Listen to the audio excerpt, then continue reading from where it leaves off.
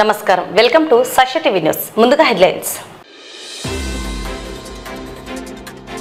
రాజకీయాలకు అతీతంగా సేవలు మంచిని ప్రోత్సహించాలే కానీ అడ్డుకోవడం సరికాదు మాజీ ఎమ్మెల్యే శిల్పా రవిచంద్ర కిషోర్ రెడ్డి పర్యావరణ పరిరక్షణకు ప్రతి ఒక్కరూ కృషి చేయండి జిల్లా కలెక్టర్ సంతాన సాఫల్య కేంద్రాలు నియమ నిబంధనలు పాటించాలని సూచించిన డిఎంహెచ్ఓ డాక్టర్ వెంకటరమణ న్యాయవాది హత్య కేసులో ఇద్దరికి జైలు శిక్ష జరిమానా కొలిమిగుండలో శ్రీ లక్ష్మీ నరసింహస్వామి ఆలయ పునర్నిర్మాణ పనులు ప్రారంభం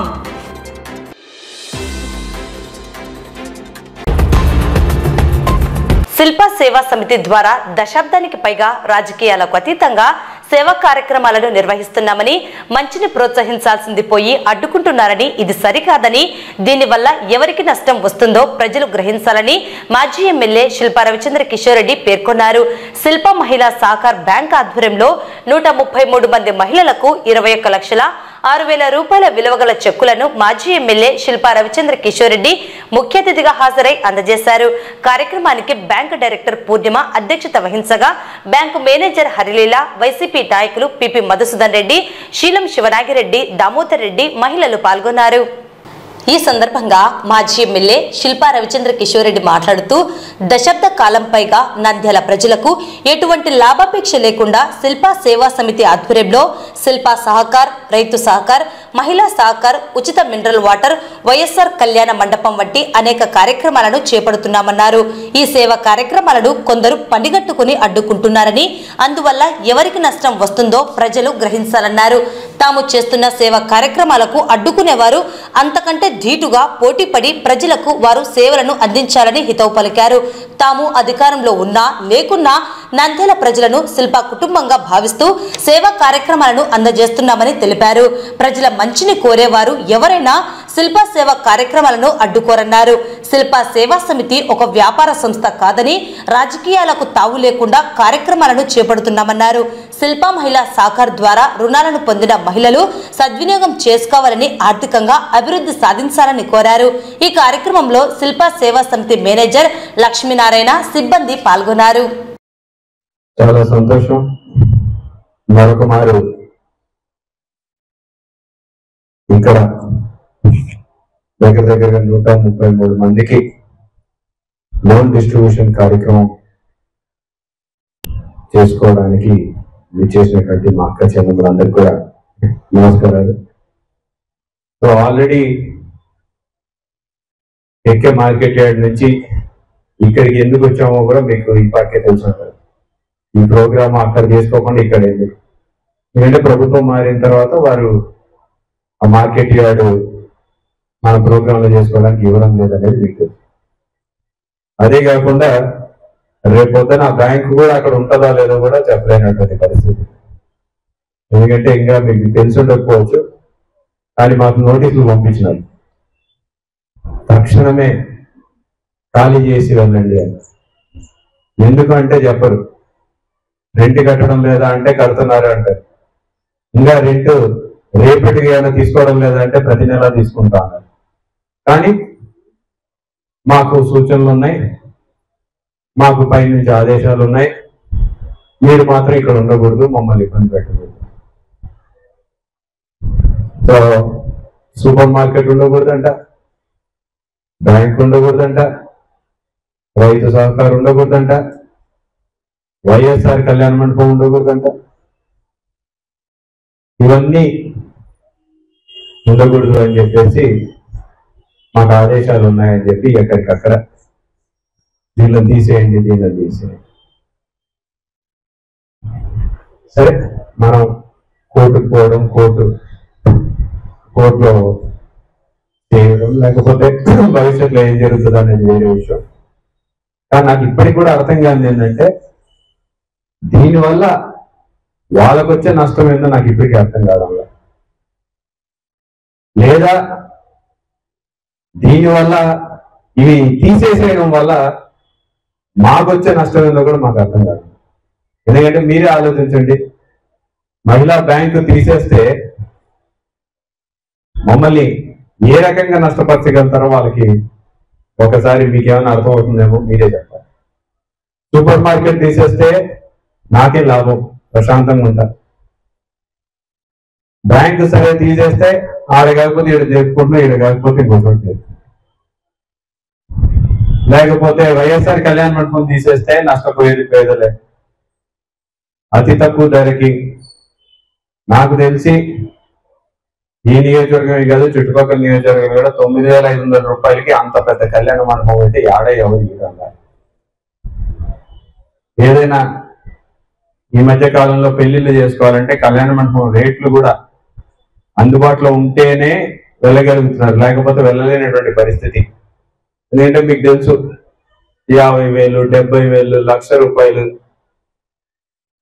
9,500కి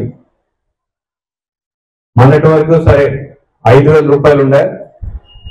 మీకు ఈ మధ్య కాలంలో 5,000 రూపాయలకి అంత స్థలం ఎట్లా మెయింటైన్ చేయాలో కూడా సాధ్యపడదనే విషయం తెలుసు. 9,500 చేసినారు ఈ మధ్య కాలంలో. సరే దాన్ని కూడా ఓర్చుకోవడం. నేను ఎన్నోసార్లు చెప్పింటా, మమ్మల్ని తీసేసేయమని చెప్పే బదులు అదేదో మీరు కూడా పెట్టి మీరు కూడా ప్రజలకి చేయొచ్చు కదా అని చెప్పారు. దానికి సమాధానం చెప్పారు. వాళ్ళకి తెలిసిందలా మేము చేయడం లేదు కాబట్టి వాళ్ళు కూడా చేయకపోతే చాలు, వాళ్ళ తరఫున కూడా ప్రజలకి ఏమి ఇవ్వకపోతే సరిపోతుంది, మర్చిపోతారు శిల్పాలు. మరి ఇది ఎక్కడగా న్యాయమో ఒక్కసారి మిమ్మల్ని ఆలోచించమని చెప్పి కోరుతాను. మామూలుగా అయితే ఇప్పుడు దీని గురించి పెద్దగా ప్రస్తావించాల్సిన అవసరం వచ్చేది కాదు, మనం కూడా మాట్లాడేవాళ్ళం కాదు. కానీ నోటీసులు వచ్చినాయి, ఇంకా మనం ఎన్ని రోజులు ఉంటామో ఎన్ని రోజులు ఉంటారో మనకి అర్థం కాని పరిస్థితి. మననే మా సూపర్ మార్కెట్ వాళ్ళు కూడా అదే భయపడుతున్నారు. లేకపోతే వాళ్ళ పరిస్థితి అంటే రేపొద్దున మా ఉద్యోగాల పరిస్థితి ఏంది అనే టైపు. కానీ మనం అప్పుడు అధికారంలో లేనప్పుడు చేసినాం, ఇప్పుడు చేసినాం. ఇప్పుడు కూడా మనకు చేతనైనంత వరకు మనం పోరాడుతూనే ఉంటామని చెప్పేసి కూడా తెలియజేసుకుంటాం. ఎందుకంటే వీళ్ళు చెప్పే దానికి భయపడాల్సిన పని లేదు. కోర్టులు ఉన్నాయి, సరే ఖర్చు అవుతుంది, ఖర్చు పెట్టుకుంటాం. కానీ అది కూడా ప్రజల కోసం మంచి కోసమే ఖర్చు పెట్టినా కానీ మాకు దీనిలో వచ్చే ₹1 కానీ నేను వాళ్ళకి అది కూడా చెప్పిన, నిజంగా ఈ వ్యాపారాల్లో ₹1 మాకు వస్తుంది అనుకుంటే లక్షణంగా మీరు మొదలు పెట్టండి అని చెప్తాను. మీరే చేయండి, మీరు చేస్తే మీకు లాభం వస్తే లక్షణంగా చేయమని చెప్పి. ఎందుకు చేయడంలో ఎందుకు ఎవరు కూడా ముందుకు రావడంలా?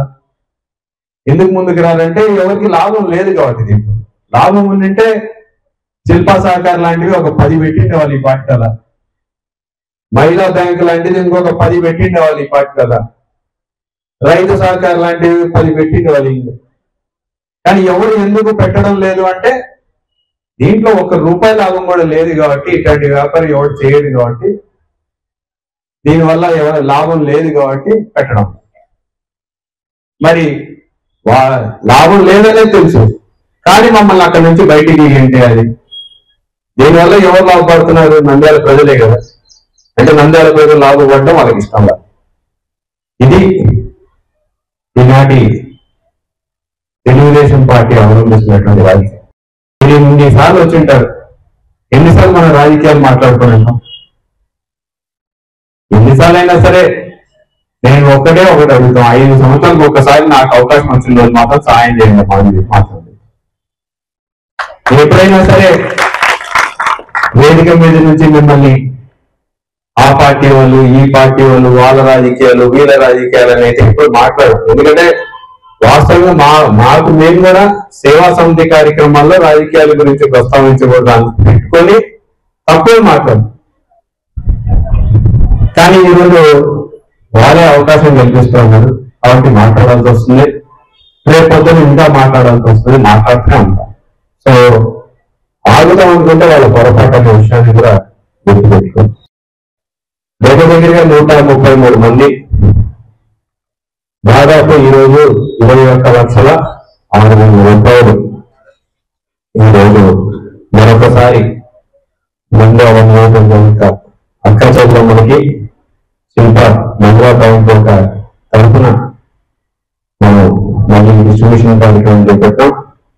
దీంట్లో ఈ యొక్క పద్ధతి మీ అందరికీ ఆల్రెడీ తెలుసు. కొత్తగా మొదటిసారి లోన్లు తీసుకుంటున్న వాళ్ళు 8 మంది అకౌంట్లు ఉన్నాయి. మొదటిసారి తీసుకుంటున్న వాళ్ళు అంటే 11వ తీసుకుంటున్న వాళ్ళు 2 ఉన్నారు. ఎవరున్నారు 11వ అంటే ముఖ్యంగా పేర్లు చాలా పాత వాళ్ళు ఉంటారు. ఎక్కడో ఈ యొక్క బ్యాంకు చేస్తున్నటువంటి కార్యక్రమం వాళ్ళకు ఉపయోగపడింది కాబట్టి 11వ అయినా సరే 12వ అయినా సరే ఇంకా వచ్చి తిరిగి మళ్ళీ తీసుకుంటాము. ఎందుకంటే ఒక సైకిల్ అయిపోవడానికి 1 సంవత్సరం పడుతుంది. కరెక్ట్ గా మనం కంతుల వారీగా 12 నెలలు ఈక్వల్ ఇన్స్టాల్మెంట్, అది 10 నెలలు. 10 నెలల్లో మనం తిరిగి చెల్లిస్తాం. 10,000 ఇస్తే 1000 రూపాయలు లెక్కన 10 నెలలు, మళ్ళీ తిరిగి 2 నెలల తర్వాత మళ్ళీ అప్లై చేస్తాం. సో అంటే 11 సార్లు తీసుకుంటున్నారంటే దాదాపు 11 సంవత్సరాల నుంచి వాళ్ళు తీసుకుంటారు.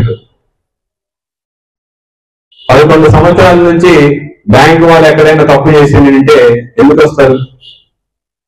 మన ఆత్మాభిమానం కంటే డబ్బు ఎక్కువ కాదు కదా ఎవరికైనా సరే. ముందు మన అభిమానం, మనల్ని బాగా చూసుకుంటేనే ఎవరైనా సరే ఇంకొకసారి ముందుకు వస్తాం. మన ఇంటి పక్కన వాళ్ళు ఉన్నా సరే, ఎంత మనకి క్లోజ్ ఉన్నా సరే, డబ్బులు అడగాలంటే వాళ్ళు మనల్ని బాగా చూస్తేనే వాళ్ళని నోరు తెచ్చి ఏదైనా మనం అడుగుతాం, లేకపోతే నోరు తెచ్చి ఏదైనా ఇస్తాం. బాగాలేకపోతే ఎటువంటి వాళ్ళైనా సరే మనం లెక్క పెట్టము, దాని గురించి పెద్దగా పట్టించుకోము. మరి బ్యాంకులో 11వ 10వ 8వ తీసుకుంటున్నారంటే దాని అర్థం మహిళా బ్యాంకు వల్ల వాళ్ళకి ఎంతో కొంత ఉపయోగం. నేనేమి దీనివల్ల మీ కష్టాలన్నీ తీరిపోతాయని చెప్పేసి ఎక్కడ కూడా నేను చెప్పను కూడా. ఎందుకంటే ఒక్కొక్కరికి ఒక రకమైన కష్టాలు, కానీ ఆ రోజుకి ఆ కష్టం మాత్రం దీనివల్ల తీరుతుంది. ఆ రోజుకి ఉన్న ఆ కష్టం దీనివల్ల తీరుతుంది. బయటికి వెళ్తే 2 రూపాయల వడ్డీ అనేది మామూలు, అంటే 2 రూపాయల వడ్డీ ఎవరో అదృష్టవంతులు అయితే 2 రూపాయల వడ్డీ దొరుకుతున్నాం, కానీ 10 రూపాయల వడ్డీ, 5 రూపాయల వడ్డీ, 8 రూపాయల వడ్డీ అని చెప్పేసి తీసుకుంటారు. పర్యావరణ పరిరక్షణకు ప్రతి ఒక్కరూ ముందుకు వచ్చి అందుకు తగిన చేయూతను ఇవ్వాల్సి ఉంటుందని రాష్ట్ర కాలుష్య నియంత్రణ సంస్థ చైర్మన్ డాక్టర్ పి కృష్ణయ్య, జిల్లా కలెక్టర్ రాజకుమారి ఘనియా, సంబంధిత అధికారులు, మున్సిపల్ కమిషనర్లను ఆదేశించారు. కలెక్టరేట్లోని వీడియో కాన్ఫరెన్స్ హాల్లో సింగిల్ యూజ్ ప్లాస్టిక్ వినియోగంపై జిల్లా కలెక్టర్ ఆధ్వర్యంలో కాలుష్య నియంత్రణ సంస్థ chairman doctor P Krishnaiah, retired IAS అధ్యక్షతన సంబంధిత శాఖ అధికారులతో సమావేశం నిర్వహించారు. ఈ సందర్భంగా కాలుష్య నియంత్రణ సంస్థ చైర్మన్ మాట్లాడుతూ, ప్లాస్టిక్ అనేది మనుషుల జీవితంలో భాగస్వామ్యం అవ్వడం జరిగిందని, వాటిని క్రమేపీ తగ్గించడానికి అందరూ చేయూతను అందజేయాలన్నారు. సింగిల్ యూజ్ ప్లాస్టిక్ వినియోగంపై కేంద్ర ప్రభుత్వం 2001లో నిషేధం ప్రకటించడం జరిగిందన్నారు. అదేవిధంగా రాష్ట్ర ప్రభుత్వం 2021లో సింగిల్ యూజ్ ప్లాస్టిక్ పై నిషేధం విధించడం జరిగిందన్నారు. మున్సిపల్ ప్రాంతాల పరిధిలో ప్లాస్టిక్ ను నియంత్రించేలా కృషి చేయాల్సిన బాధ్యత మున్సిపల్ కమిషనర్లపై ప్రాథమికంగా ఉందన్నారు. జిల్లా అధికారులు కూడా వారి సమీక్షలలో భాగంగా సింగిల్ యూజ్ ప్లాస్టిక్ ను అజెండాగా పెట్టుకుని ప్లాస్టిక్ నివారించడానికి కృషి చేయాలన్నారు. అదేవిధంగా ప్లాస్టిక్ రీసైక్లింగ్ చేయడం ద్వారా పర్యావరణ పరిరక్షణ, ఆర్థిక అభివృద్ధి, ఉపాధి అవకాశాలు ఏర్పడే అవకాశం ఉంటుందని, అందుకు తగిన చర్యలు తీసుకోవాలని జిల్లా కలెక్టర్ను చైర్మన్ కోరారు. రీసైక్లింగ్ చేయడం ద్వారా కాలుష్యాన్ని నియంత్రించడానికి చాలా అవకాశాలు ఉన్నాయన్నారు. ఈ సృష్టిలో ఏది నిరుపయోగం కాదని, వాటిని సద్వినియోగం చేసుకునే సాంకేతికతను మనం అభివృద్ధి చేసుకోవాలన్నారు. ఇతర దేశాలలో పర్యావరణ పరిరక్షణలో అందరూ పాలు పంచుకుంటారని, అదే తరహాలో మన రాష్ట్రంలో కూడా ప్రతి ఒక్కరూ పర్యావరణ పరిరక్షణకు ముందుకు రావాలన్నారు. అంతేకాకుండా వేస్ట్ ఎక్స్చేంజ్ సెంటర్ ను ఏర్పాటు చేసేలా చూడాలన్నారు. వ్యాపార పరంగా ప్లాస్టిక్ వస్తువులు జిల్లాలోకి రాకుండా జిల్లా రవాణా అధికారి అందుకు తగిన తనిఖీలు పెంచాలన్నారు. సమావేశంలో DRO Ramu Nayak, municipal commissioner Seshanna, ఏపీఐఏసీ GM Madhusudan Reddy, డిఎంజిఓ Venugopal, వాణిజ్య పన్నుల శాఖ సహాయ కమిషనర్లు లక్ష్మీనాయక్, చందన Harsha, DTC ఐశ్వర్యరెడ్డి, DEO Janardhan Reddy, GGH superintendent Malleswari, marketing ఏడీ రమణ, పరిశ్రమల శాఖ జిఎం ఎస్ మహబూబ్ బాషా, RTC depot manager Madhavilatha, DPO Lalitabai, ICDS పిడి Leelavathi, DMHO doctor Venkataramana, mining, RTC సంబంధిత శాఖల అధికారులు, మండలాల మున్సిపల్ కమిషనర్లు తదితరులు పాల్గొన్నారు. నంద్యాల జిల్లా పరిధిలో ఉన్న సంతాన సాఫల్య కేంద్రాలు ప్రభుత్వ నియమ నిబంధనలను పాటించాలని డిఎంహెచ్ఓ డాక్టర్ వెంకటరమణ సూచించారు. ఇటీవల మీడియాలో వచ్చిన పలు కథనాలకు స్పందించిన అధికారులు నంద్యాల జిల్లాలో ఉన్న 4 సంతాన సాఫల్య కేంద్రాలను పరిశీలించి అనుమతులకు లోబడి నిర్వహించాలని సంబంధిత వైద్యులను సూచించడం జరిగింది. అలాగే ఆయా కేంద్రాలకు వచ్చే దంపతుల యొక్క అభిప్రాయాలను అందించే సేవలను అడిగి తెలుసుకున్నారు. అదేవిధంగా జిల్లాలో సీజనల్ వ్యాధులు సోకకుండా ముందస్తు చర్యలను చేపట్టామని, గత ఏడాదితో పోలిస్తే డెంగ్యూ, మలేరియా జ్వరాలు తగ్గుముఖం పట్టాయని, మరింత వ్యాధులు ప్రబలకుండా నివారించేందుకు సంబంధిత అధికారులను, సిబ్బందిని అప్రమత్తం చేశామని, తగు చర్యలను చేపడుతున్నామని ఆయన తెలిపారు. నమస్కారాలు. ముఖ్యంగా గత 4-5 డేస్ నుంచి కూడా మీడియాలో వస్తున్నటువంటి వార్తలు చూస్తే ముఖ్యంగా ఈ సరోగసి ద్వారా జరిగిన లోపాలు, అక్కడ జరిగినటువంటి విషయాల మీద ఆ ప్రజలందరూ కూడా చాలా ఇదిగా ప్రజలందరూ కూడా కొంచెం అంటే మనం ముఖ్యంగా ఈ డాక్టర్ వ్యవస్థలో కూడా కొన్ని లోపాలు జరగడం ప్రజలందరూ కూడా అపార్థం చేసుకుని జరుగుతా ఉంది. ముఖ్యంగా నంద్యాల జిల్లాలో మనకు దీనికి సంబంధించిన సరోగసి అనే కేంద్రాలు ఎటువంటివి లేవు. First next assisted reproductive technology అని చెప్పేసి ఏఆర్టీ క్లినిక్స్ దాదాపుగా 4 ఉన్నాయి. 4 కూడా అన్ని రకాల పరిమితులు మేము చెక్ చేసి అనుమతి ఇచ్చాము గౌరవ కలెక్టర్ ద్వారా. అయితే ఈ 4 కూడా నిన్న మేము దాదాపుగా 3 కేంద్రాలన్నింటి పరిశీలించి క్షుణ్ణంగా అక్కడ జరుగుతున్న సేవలు ఏంటి, అక్కడ పేషెంట్లు ఏ విధంగా ట్రీట్ చేస్తున్నారు, రేట్లు ఎలా పెట్టారు, వాళ్ళకి ఫీ ఎలా వసూలు చేస్తున్నారు, పది నుంచి కూడా వారి యొక్క అభిప్రాయాన్ని సేకరించగలిగింది. సో ఇక్కడ మన జిల్లాలో ఎటువంటి ఇబ్బందులు లేదు. ఉండేది 4 కాబట్టి 4 చోట్ల కూడా మేము అన్నింటి కూడా చెక్ చేసి అది తగిన కఠినమైన తప్పు జరిగితే చర్యలు తీసుకోవడానికి సిద్ధంగా ఉన్నాం. 1. 2 నిబంధనలు ఖచ్చితంగా పాటిస్తూ ఉన్నారు. నిబంధనలు పాటించడం ఖచ్చితంగా చర్యలు తీసుకుంటారు. ముఖ్యంగా ఈ దీంట్లో చాలా అంటే వాళ్ళ ప్రజలను మభ్యపెట్టి, ప్రజలను ఇబ్బందులు పెట్టి, భార్యాభర్తలను కౌన్సిలింగ్ చేయకుండా కొన్ని చోట్ల తప్పులు జరుగుతూ ఉన్నాయి కాబట్టి వాటి మీద దృష్టి పెట్టి ప్రభుత్వం కూడా మన ప్రభుత్వము గౌరవ మంత్రివర్యులు కుమార్ యాదవ్ గారు, తర్వాత మా డైరెక్టర్ ఆఫ్ హెల్త్, కమిషనర్ గారు అందరూ కూడా దీని మీద స్టేట్ వైడ్ ప్రతి సెంటర్ ని తనిఖీ చేసి అక్కడ జరుగుతున్న సర్వీసెస్ ను వెరిఫై చేసి ఓ రిపోర్ట్ ఇవ్వమని చెప్పడం జరిగింది. దానికి సంబంధించి అన్ని చోట్ల కూడా డిఎంహెచ్ఓలు మా టీమ్స్ మేమందరం కూడా అన్ని చోట్ల అన్ని క్లినిక్ ఏఆర్టీ క్లినిక్స్ చెక్ చేయడము, తర్వాత రిపోర్ట్ సభ్యులు జరుగుతూ ఉంది. ముఖ్యంగా ఎక్కడ కూడా అటువంటి విషయాలు జరగడానికి వీలు లేదు. ఖచ్చితంగా వీటి మీద కఠినమైన చర్యలు తీసుకున్నారని వెనకాలబోని చెప్పి ఈ సందర్భంగా తెలియజేస్తున్నాను. ముఖ్యంగా ప్రజలను మోసం చేయడము, ఇబ్బంది పెట్టడము, తప్పుడు రిపోర్ట్లు ఇవ్వడము ఇలాంటివన్నీ చేయవచ్చు. 1. 2వ వచ్చేసి ఖచ్చితంగా రేట్లు ప్రతి చోట కూడా ప్రైస్ లిస్ట్ పెట్టమని చెప్తున్నాం. మన గౌరవ మంత్రివర్యులు గారు కుమార్ యాదవ్ గారు చెప్పడం జరిగింది. అది మీడియాలో వచ్చింది, అందరూ చూసే ఉంటారు. కాబట్టి ప్రతి చోట కూడా డిస్ప్లే చేస్తున్నారు. ప్రతి రేటు, ఓపీ ఎంత, ల్యాబ్ టెస్ట్ ఎంత, సర్జరీకి ఎంత, ప్రతి దానికి సర్వీస్ కి రేట్ ఎంత, ప్రతి చోట కూడా బోర్డులు ఖచ్చితంగా ఫిక్స్ చేయాలను. దీనికి టైం కూడా ఇచ్చాము. నేను గ్రూప్ లో షేర్ చేశాను. ఈ ప్రెస్ లో వచ్చిన విషయం అంతా కూడా మాకు గ్రూప్ ఉంది, ప్రైవేట్ డాక్టర్ల గ్రూప్, అందులో కూడా షేర్ చేయడం జరిగింది. మేము కూడా తనిఖీ చేస్తూ కంటిన్యూగా ఎక్కడైతే ల్యాబ్సెస్ ఉన్నాయో వారికి సోఫార్ నోట్స్ ఇవ్వడము, తదుపరి ఇంకా సోఫార్ నోట్ రెస్పాండ్ కాకపోతే వారికి ఫైన్ కూడా వేయడం జరుగుతుంది. కాబట్టి దయచేసి ప్రైవేట్ డాక్టర్లు ముఖ్యంగా అందరూ ప్రైవేట్ నర్సింగ్ హోమ్స్ కానీ, క్లినిక్స్ కానీ, ఏఆర్టీ అందరూ కూడా దయచేసి సహకరించాలని కోరుకుంటున్నాను. ప్రభుత్వం చెప్పిన నిబంధనలు ఖచ్చితంగా పాటించాలి. ఎటువంటి కంప్లైంట్ లేకుండా, ఎటువంటి అడ్వాన్స్ రాకుండా ప్రతి ఒక్కరూ కూడా వారి యొక్క నిబంధనలకు లోబడి పనిచేయాలని కోరుకుంటున్నాను. అలాగే వీటికి సంబంధించి చట్టబద్ధంగా ఏవైతే రూల్స్ రెగ్యులేషన్స్ ఉన్నాయో అది ఫాలో కావాలి. ఎక్కడైనా కానీ ముఖ్యంగా ప్రైస్ లిస్ట్ డిస్ప్లే చేయడము, సర్వీస్ సంబంధించిన సేవలు ఏముంటాయని డిస్ప్లే చేయడము, తర్వాత ప్రజలకు కౌన్సిలింగ్ ఇవ్వడం అనేది వెరీ వెరీ ఇంపార్టెంట్. కాబట్టి దీన్ని ఎన్టీఆర్ సేవకు సంబంధించిన చాలా కంప్లైంట్స్ వస్తూ ఉన్నాయి ప్రైవేట్ నర్సింగ్ హోమ్స్ మీద. వీటి మీద అలాగే కలెక్టర్ గారు దృష్టి పెట్టి వారికి తనిఖీ చేయని చెప్పారు. అలాగే కౌన్సిలింగ్ జరుగుతూ ఉంది, వాళ్ళకి ఫైన్ వేయడం జరుగుతూ ఉంది.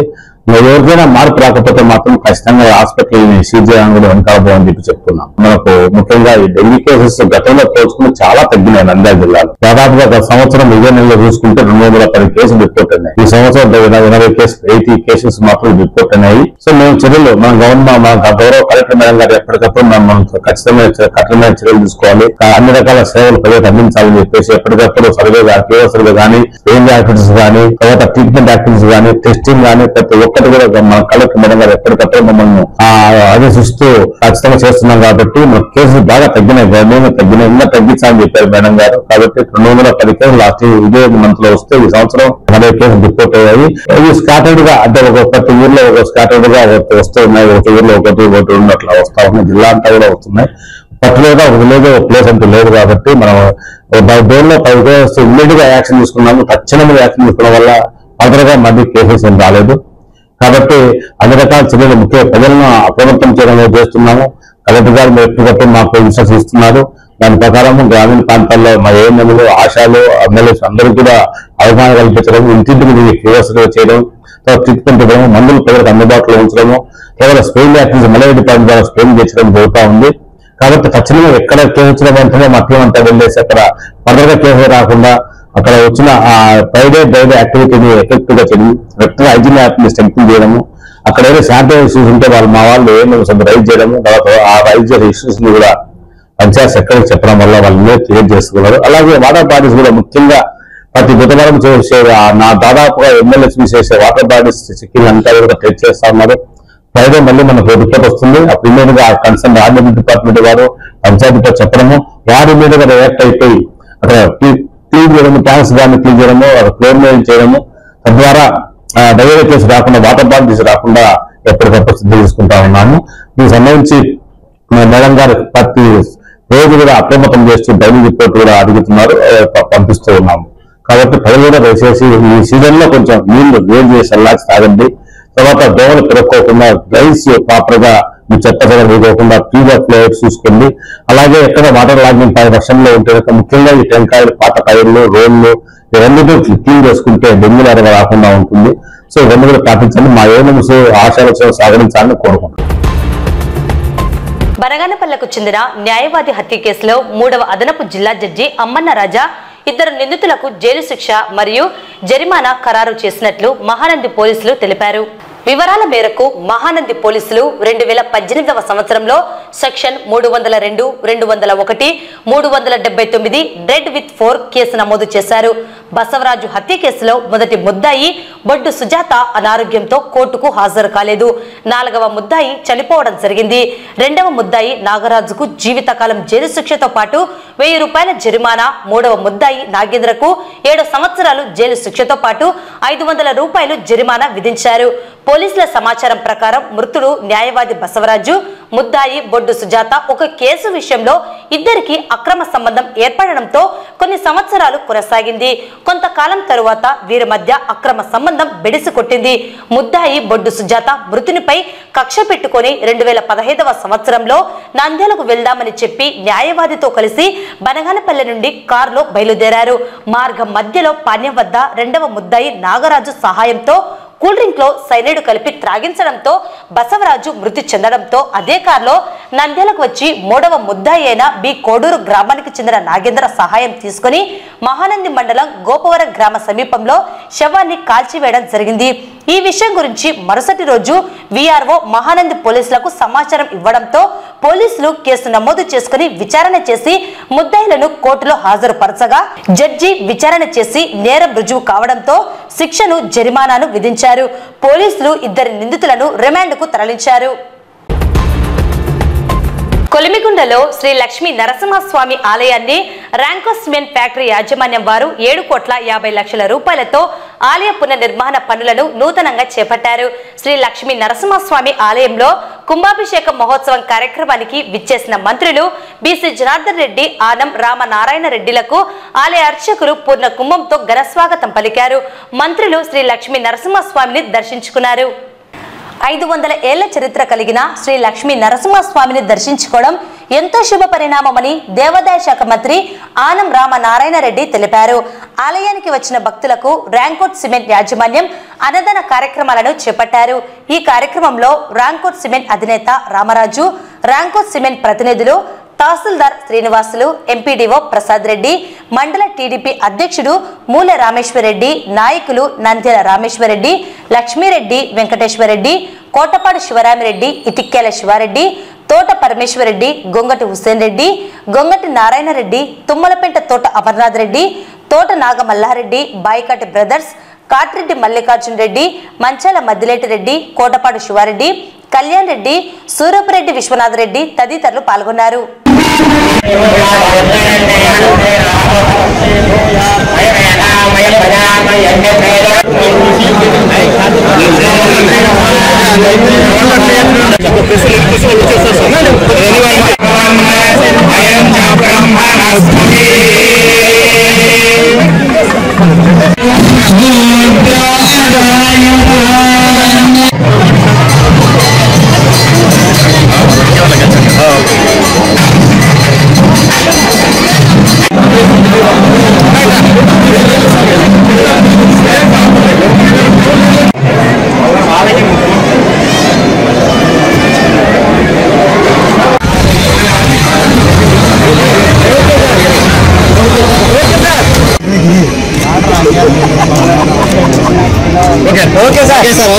అలంకారం చేసి ఆయన చేస్తూ స్వామివారికి నైవేద్యం పెట్టి నిరంతరం కూడా అంతా మేము చేస్తామని చెప్పి రామకృష్ణ సంస్థ చైర్మన్ గారు హామీ ఇచ్చి వారి కాబట్టి భక్తులకు భక్తులకు ఇక్కడ ఎక్కడ పనులు లేదు. రాయలసీమ ప్రాంతంలో ఇవాళ అన్ని ప్రాంతాల అభివృద్ధికి చేస్తున్న కృషిలో ఈ ప్రభుత్వాన్ని ఆ లక్ష్యం గురించి ముందుకు నిర్వహించడం జరుగుతుంది. వార్తలు ముగించే ముందు ముఖ్యాంశాలు మరోసారి. రాజకీయాలకు అతీతంగా సేవలు మంచిని ప్రోత్సహించాలే కానీ అడ్డుకోవడం సరికాదు. మాజీ ఎమ్మెల్యే శిల్పా రవిచంద్ర కిషోర్ రెడ్డి. పర్యావరణ పరిరక్షణకు ప్రతి ఒక్కరూ కృషి చేయండి. జిల్లా కలెక్టర్. సంతాన సాఫల్య కేంద్రాలు నియమ నిబంధనలు పాటించాలని సూచించిన డిఎంహెచ్ఓ డాక్టర్ వెంకటరమణ. న్యాయవాది హత్య కేసులో ఇద్దరికి జైలు శిక్ష, జరిమానా. కొలిమిగుండలో శ్రీ లక్ష్మీ నరసింహస్వామి ఆలయ పునర్నిర్మాణ పనులు ప్రారంభం.